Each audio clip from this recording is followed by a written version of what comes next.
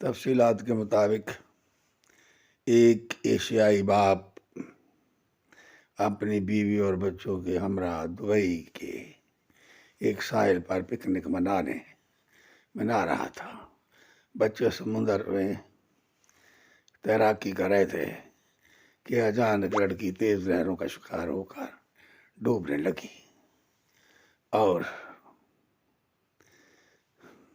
Guards کے لیے پکارنے لگی۔ ساحل پر اس وقت مددگار عملے کے 2 افراد موجود تھے جو تیزی سے لڑکی تک پہنچنے کے لیے آگے بڑھے، لیکن انہیں لڑکی تک پہنچنے کے لیے مزاحمت کا سامنا کرنا پڑا۔ ریسکیو عملے کے مطابق لڑکی تک پہنچنے سے روکنے کے لیے لڑکی کا باپ ان کے سامنے رکاوٹ بن کر کھڑا ہو گیا، جو سمجھتا تھا کہ اگر اجنبی مرد نے اس کی لڑکی کو چھوا تو دنیا میں ان کی بیٹی کی عزت پر دبا لگ جائے گا اور بے عزتی سے بچنے کے لیے وہ اپنی بیٹی کو مرنا قبول کر سکتا ہے۔ کرنل احمد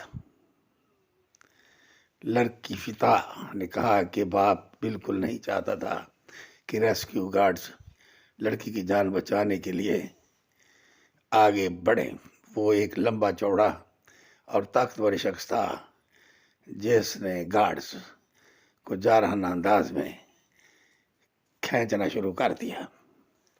وہ کہتا جا رہا تھا کہ وہ اپنی بیٹی کی موت برداشت کر سکتا ہے، لیکن کسی غیر مرد کو اس کو چھونے کی اجازت نہیں۔